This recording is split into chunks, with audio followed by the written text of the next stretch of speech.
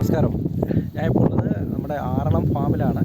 ആറളം ഫാമിൽ കഴിഞ്ഞ ഒരു 2-3 വർഷമായിട്ട് നമ്മുടെ ഓണത്തോടനുബന്ധിച്ച് ഇതുപോലെ പൂക്കൃഷി നടത്താറുണ്ടായിരുന്നു. അപ്പം കഴിഞ്ഞ 2 വർഷങ്ങളും അത്യാവശ്യം നല്ല രീതിയിൽ ഇവിടെ സെയിൽസും കാര്യങ്ങളൊക്കെ ഉണ്ടായിരുന്നു. ഈ വർഷം കുറച്ചുകൂടെ വ്യാപകമായി കൃഷി ചെയ്യാൻ തുടങ്ങിയതോടുകൂടി വേണ്ടത്ര ശ്രദ്ധ അവർക്കതിൽ കൊടുക്കാൻ വേണ്ടി കഴിഞ്ഞില്ല. ആറളം വന്യജീവി സങ്കേതത്തിൽ നിന്ന് വരുന്നൊരു വഴിയാണിത്. വളരെ മനോഹരമായിട്ടുള്ളൊരു ഏരിയയാണ്. പക്ഷേ ഇവിടെ നല്ല സൂര്യപ്രകാശം കിട്ടുന്നുണ്ട്. മറ്റ് പൂക്കൃഷിയുടെ കൂടെ വാഴക്കൃഷി, ഇഞ്ചി കൃഷി, അങ്ങനെ മറ്റ് പല കൃഷികളും ഇവിടെ ചെയ്യുന്നുണ്ട്. പക്ഷേ ഈ ഒരു ഏരിയയിൽ നല്ല രീതിയിലുള്ള ഫെൻസിങ്ങും കാര്യങ്ങളൊക്കെ കൊടുത്തിട്ടുണ്ട്. ഇലക്ട്രിക് ഫെൻസിങ്ങും അതുപോലെ നോർമലി ഇതേപോലെയുള്ള ഷീറ്റുകൾ കൊണ്ട് ഫെൻസിങ്ങൊക്കെ കൊടുത്തിട്ടുണ്ട്. പക്ഷേ കാര്യമായിട്ടുള്ള പൂക്കളൊന്നുമില്ല. ഒരുപാട് തൈകൾ നട്ടിട്ടുണ്ട്. അങ്ങ് ദൂരെയൊക്കെ ടവറിൻ്റെ അപ്പുറത്തെ സൈഡിലൊക്കെ നമുക്ക് കാണാം. പക്ഷേ പൂക്കളുടെ അവസ്ഥ ഇതാണ്.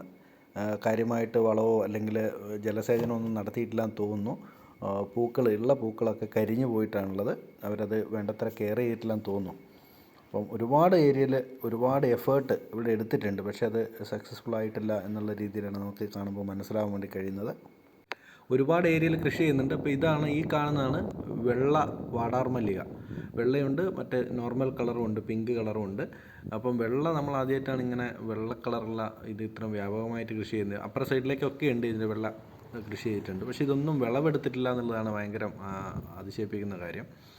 അപ്പോൾ ഇവിടെ ചോദിച്ച സമയത്ത് ഇത് കോൺട്രാക്റ്റ് എടുത്തിട്ടാണ് ആൾക്കാർ ഇതുപോലെ കൃഷി ചെയ്യുന്നതെന്നാണ് പറഞ്ഞത്. കഴിഞ്ഞ വർഷം അത്യാവശ്യം നല്ല രീതിയിൽ വിളവെടുപ്പും കാര്യങ്ങളൊക്കെ ഉണ്ടായിരുന്നു. പക്ഷേ ഈ വർഷം അങ്ങനെ വളരെ വ്യാപകമായിട്ടുള്ള വിളവെടുപ്പോ കാര്യങ്ങളോ ഒന്നും ഉണ്ടായിട്ടില്ല. അവർ പ്രതീക്ഷിച്ച രീതിയിലുള്ളൊരു ഗുണം ചെയ്തിട്ടില്ല എന്നാണ് അവർ പറഞ്ഞത്.